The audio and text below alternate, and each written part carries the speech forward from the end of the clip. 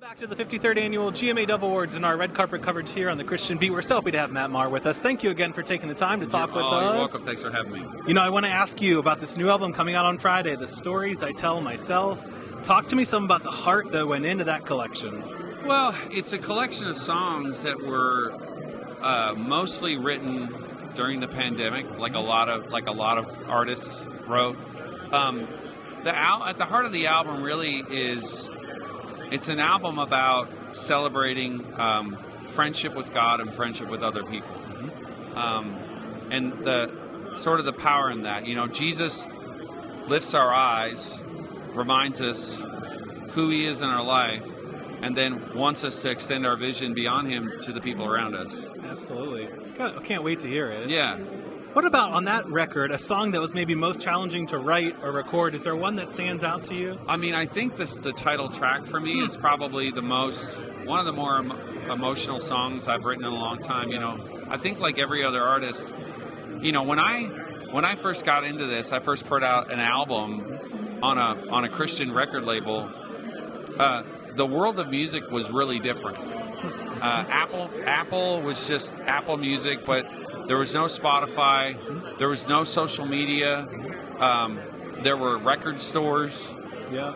It was a very different place. Yeah. And during COVID, I really wrestled a lot with, I think, identity. I toured pretty much nonstop for 150 days, gone from my family, and I was home more in 1 year than I was in the previous 10. Wow.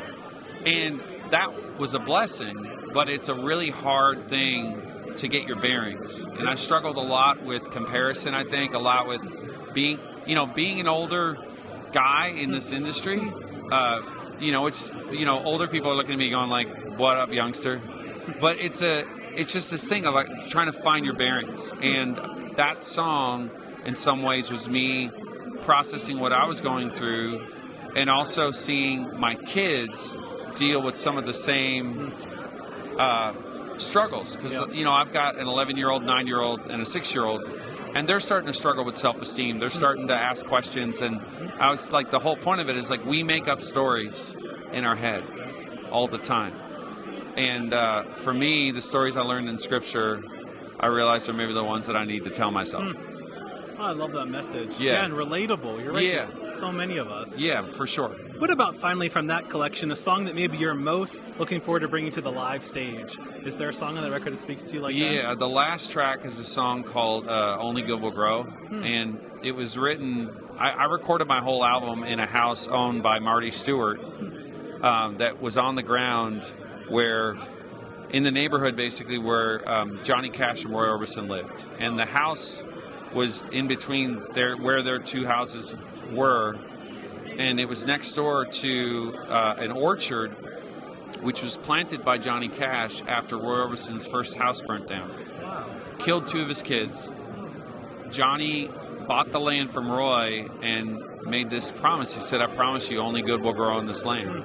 Wow. So when I ended up making my album in this house, I'd had that idea for a song, and myself and one of my producers wrote the song in the house the first night we got it. Wow. So it's really a benediction from one friend to another in the midst of suffering.